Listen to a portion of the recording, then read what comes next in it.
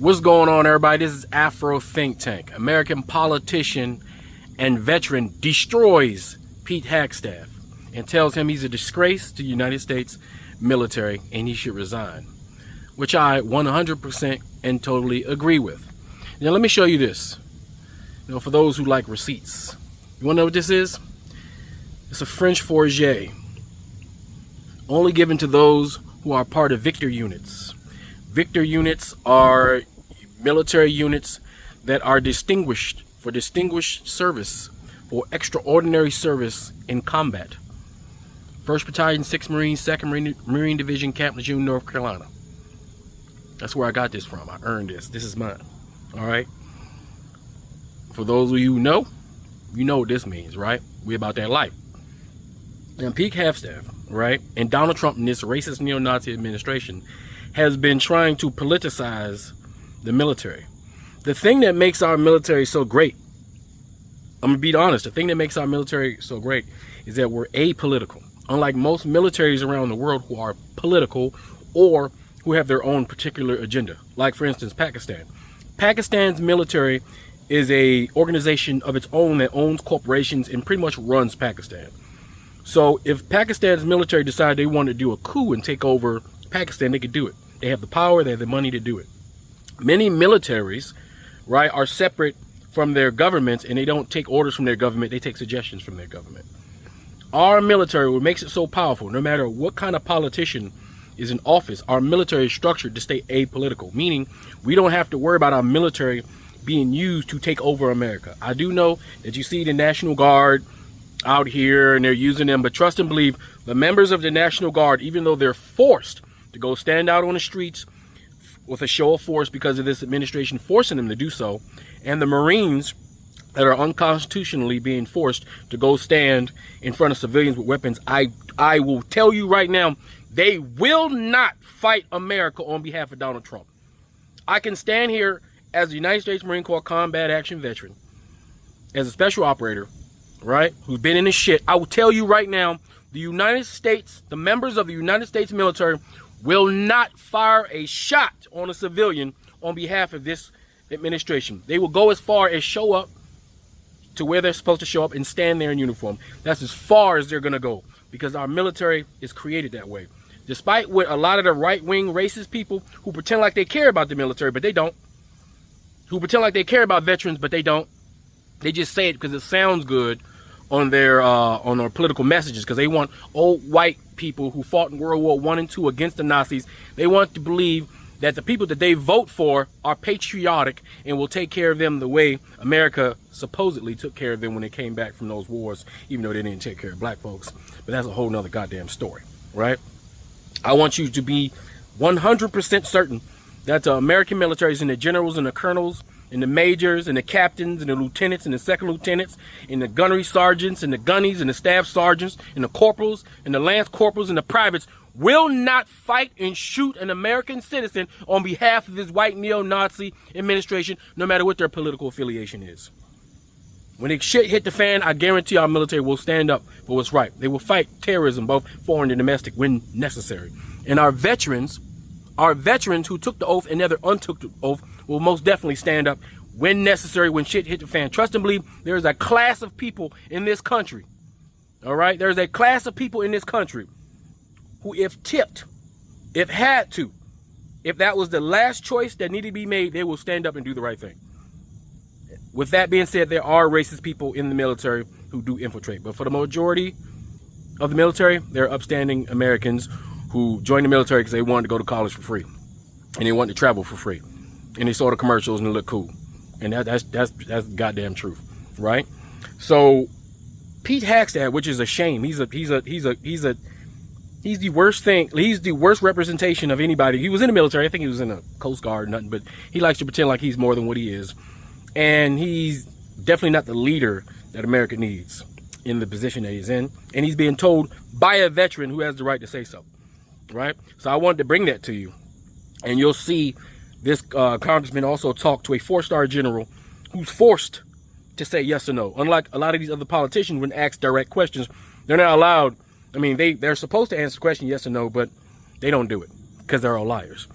But as a military personnel who's subject to the USMJ, right, they kind of have to do it, right? And so you will get a mostly honest answer from these individuals who, even though they're 4-star generals, and most of these people who are in charge of them couldn't fit the shoes that they wear, because of the way our military is set up to listen to the civilians, right, in order for them not to be in such a situation where they can take over America, because they listen to the civilian leadership, they will sit there and they will tell the truth because they have no choice. So without further ado, let's listen to this congressman tell Pete Hagstaff about himself, and let's get some clarity about our military and their need and their tradition of being apolitical, and how we need to continue to have our military apolitical, and how they've been made uncomfortable and how they've made to look bad by Donald Trump, who forces his right-wing, alt-right, MAGA bullshit into the military where it should not be. Anyway, that's all I got to say. Tell me what you got to think in the comment sections. Afro Think Tank. Learn something, teach them. I'm out. Thank you both for being here. We have all worn the uniform. We've all served in combat. We all love our country. We all revere our troops. And I really want to speak with you both, not as partisans, but as patriots. And I want to talk specifically about the events at Fort Bragg the other day. General Kane, I want to start with you. As a junior officer, were you ever required to make a pledge of political loyalty? Yes or no? Sir, as you know, we're an apolitical military, so, no. Thank you. At any time in your 30-plus years of incredibly distinguished service, did you have to make a pledge of partisan or political loyalty? No, sir. Thank you. Did you ever serve in any unit or command at any level where service members were required to make a pledge of political loyalty? No, sir. Thank you. And I want to commend you. You've been on the record on this, including in your confirmation hearings, where you clarified, quote, "I've never worn any political merchandise or said anything to that effect." I appreciate that. That is the standard, and commend you for saying so and continuing to model that. General Kane, one last question for you. Should soldiers have to pledge political loyalty to participate in an event with our commander-in-chief? Yes or no, please. Sir, I'm not. First, no.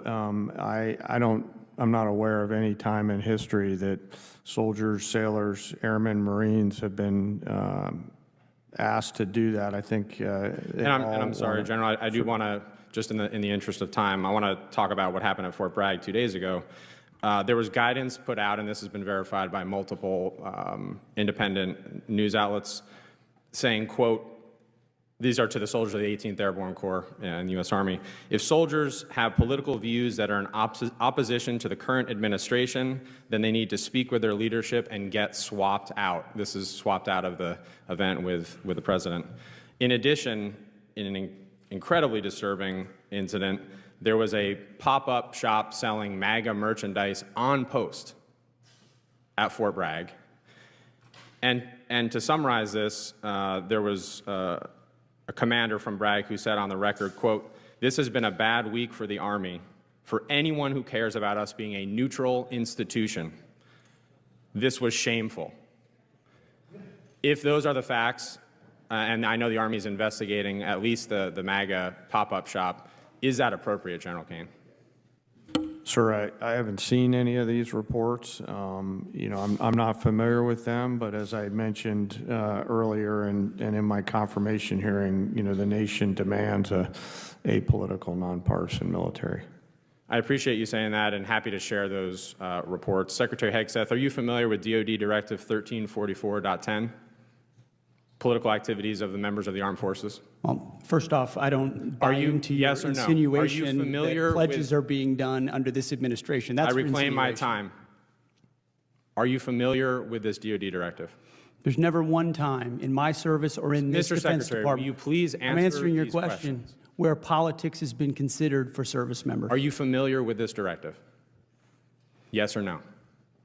Which directive? DoD Directive 1344.10. I'm happy to provide you a copy. There's even a one-page red and green cheat sheet. Are you familiar with it? This is the same directive from when we were all in uniform. I'm sure I am. Has anything changed in that directive under your guidance, given what happened 2 days ago at Fort Bragg? Is there a new policy change that we're not aware of? Again, I totally reject your insinuation. Is there a policy change to DoD Directive 1344.10? I know what you're attempting to insinuate, but there's I'll no take that as a policy no. change and there is no policy. Mr. Secretary, have you ever worn a MAGA hat in front of the troops?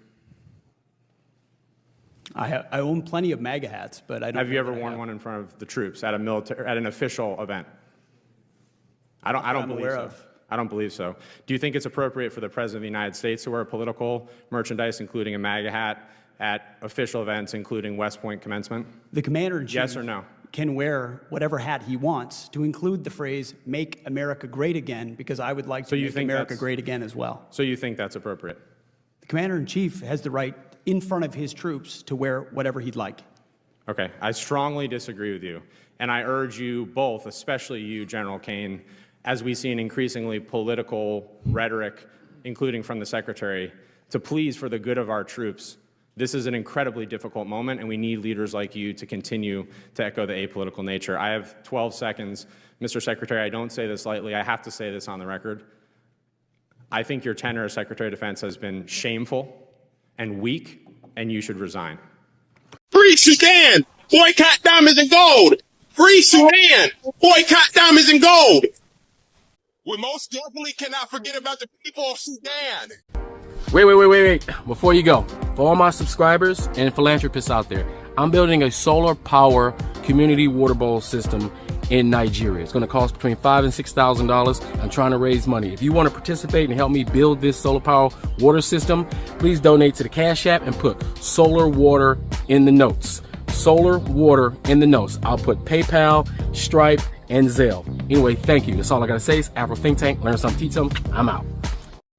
Thanks for watching Afro Think Tank. Don't forget to like, share, and subscribe.